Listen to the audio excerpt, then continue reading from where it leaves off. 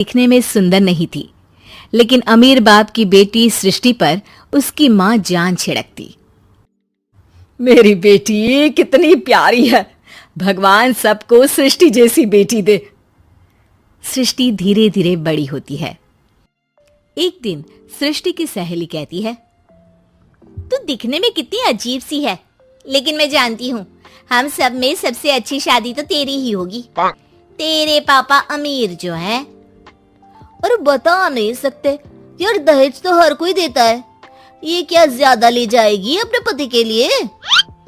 अरे बड़े शहर में कोठी है इसके पापा की।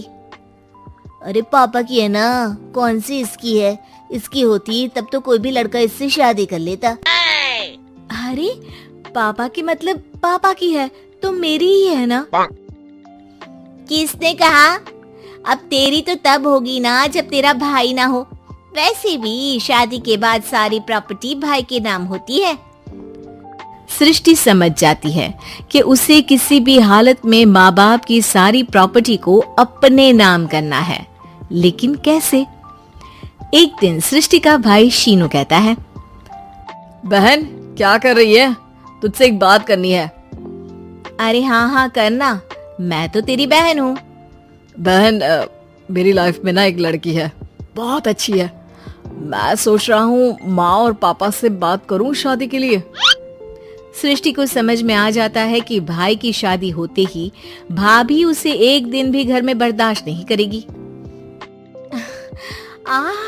क्या बात है भाई, बताना कौन है वो? यार वो बहुत अच्छी लड़की है, पढ़ी लिखी है, मेरे साथ जॉब भी करती है। बस एक प्रॉब्लम है। प्रॉब्लम? क्या प्रॉब्लम है भाई? यार वो शादीशुदा है, लेकिन उसके पति ने उसे सिर्फ इसलिए छोड़ दिया क्योंकि उसके माँ बाप दहेज नहीं दे पाए। सृष्टि ये सुनकर न जाने क्यों खुश हो जाती है। अरे भाई तो क्या हुआ, लड़की तुझे तो पसंद है ना? शीनू को लगता है कि बहन उसे समझ रही है।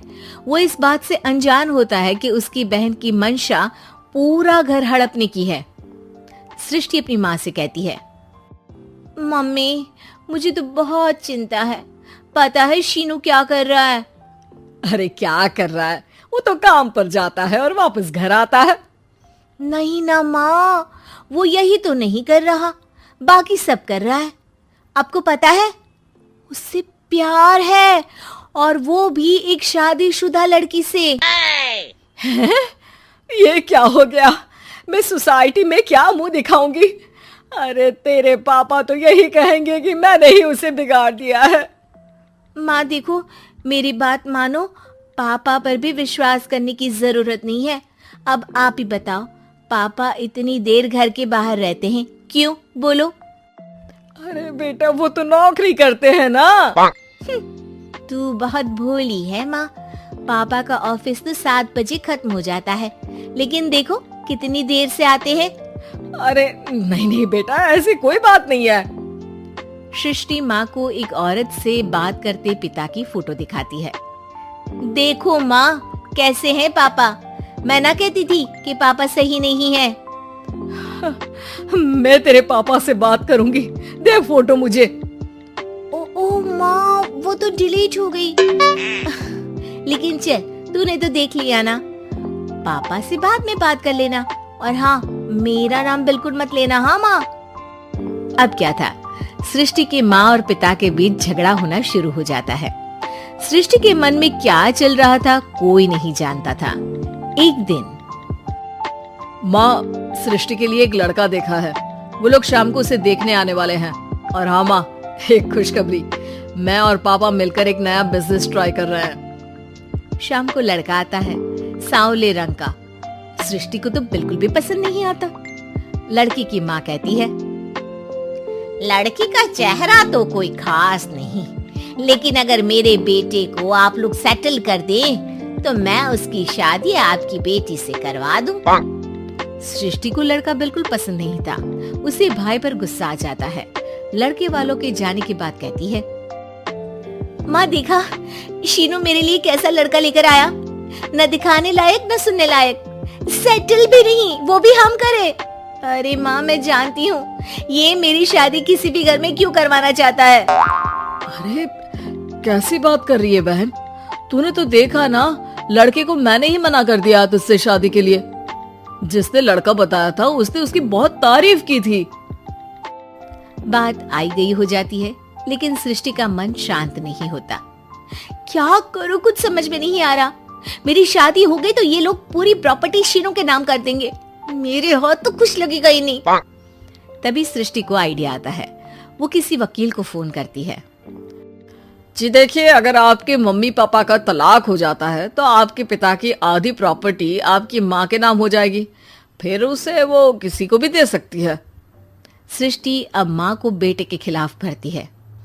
माँ, शीनू पर नजर रखा करो, वो जिस लड़की के प्यार में है ना, वो शादीशुदा है। यहाँ आएगी, सारा पैसा, रुपया, जमीन, जायदाद सब हड़प लेगी। पापा का भी हाल तुमसे छुपा नहीं है। ऐसा ना हो कि मैं और आप एक दिन सड़क पर भीख मांगे।